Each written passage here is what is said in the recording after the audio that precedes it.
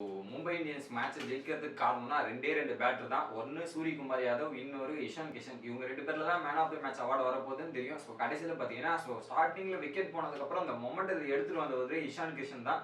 அவருக்கு தான் man of the match போய் சேர்ந்துருக்கு. அதில் அவர் என்ன சொன்னாருன்னு பார்த்தீங்கன்னா, ஸோ கிட்டத்தட்ட பார்த்தீங்கன்னா இந்த பிச்சு வந்து பேட்டிங் ரொம்பவே நல்ல பிச்சு, செம்மையா பேட்டிங் ஆடலாம் அப்படின்றது எனக்கு தெரியும். ஏன்னா 20 ஓவர் நான் கீப்பிங் பண்ணிட்டு இருக்கும்போது விக்கெட்டை வாட்ச் பண்ணிட்டே இருந்தேன். ஸோ நான் கரெக்டாக என்னோட இந்த டார்கெட் 200ன்ற டார்கெட் வந்த பிறகு என் ஜோனில் என்னோட லென்த்தில் போட்டேன்னா, என்னோட ஷார்ட்ஸில் போட்டாங்கன்னா நான் 6 போகிற அடிப்பேன்றது தான் முடிவு பண்ணிட்டு வந்தேன். அதுக்கேற்ற மாதிரி நான் ஷார்ட்ஸ் ப்ளே பண்ணிட்டு இருந்தேன். மொமெண்ட்டை கேரிட் அவுட் பண்ணிட்டு போகணுன்றதால மொமெண்ட்டை இறங்க விடாமல் ஒரு பக்கம் பார்த்துக்கிட்டேன் அப்படின்றத சொன்னாரு.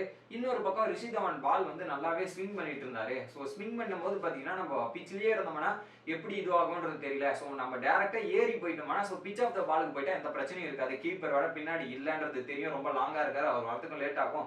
ஸோ கரெக்டா பிச் ஆஃப் த பால் போயிட்டு கரெக்டா அடிக்க ஆரம்பிச்சேன். ஸோ அது ஒரு நல்ல விஷயமா இருந்தது. அது மட்டும் இல்லாம ஸோ ஒரு 215 ரன் சேஸ் பண்ணும்போது பாத்தீங்கன்னா நம்ம வந்து ஷார்ட்ஸ் மொமெண்ட்டை கேரி ஃபார்வர்ட் பண்ணணும். ஸோ அந்த டைம்ல பாத்தீங்கன்னா ஃபீல்டர் இருக்காங்களா இல்லையா அப்படின்றதான் பார்க்க கூடாது.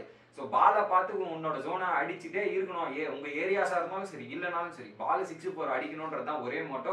அதுக்கேற்ற மாதிரி என்னால் முடிஞ்சது அதை பண்ணேன். போன மேட்ச் கூட நாங்கள் பண்ணோம். அது கடைசி ஓவர் வரையும் எடுத்துட்டு போய் ஃபினிஷ் பண்ண முடிஞ்சுது. இந்த மேட்ச் வந்து நான் என்ன நினைச்சேன்னா, நம்ம கடைசி ஓவர் எடுத்துட்டு போறதுலாம் எனக்கு சுத்தமா பிடிக்காதுங்க. மேட்ச் முன்னாடியே முடிக்கணும். என்னால் எவ்வளவு சீக்கிரம் முடியுமோ அதுக்கு முன்னாடி முடிக்கணும்ன்றது தான் என்னோட பிளான். என்னால் முடிஞ்ச வரையும் நான் கேரி ஃபார்வர்ட் பண்ணிட்டு போயிட்டு இருந்தேன் அப்படின்றத தெளிவுபட சொல்லியிருந்தாரு.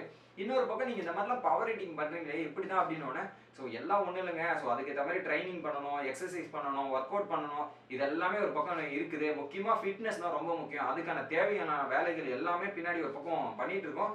Credit goes to my mum அப்படின்ற மாதிரி எங்கள் அம்மாவோட ஃபுட்டுக்கு கரெக்டாக சாப்பிடணும், ஒர்க் அவுட் எல்லாத்தையுமே பண்ணால் ஒரு பக்கம் எல்லா ரிசல்ட்டும் பாசிட்டிவாக வரும் அப்படின்ற மாதிரி சொல்லியிருந்தாரு. நீங்கள் என்ன நினைக்கிறீங்க அப்படின்றத கமெண்ட் பண்ணுங்கள். வீடியோ பிடிச்சா ஒரு லைக் பண்ணுங்க கைஸ்.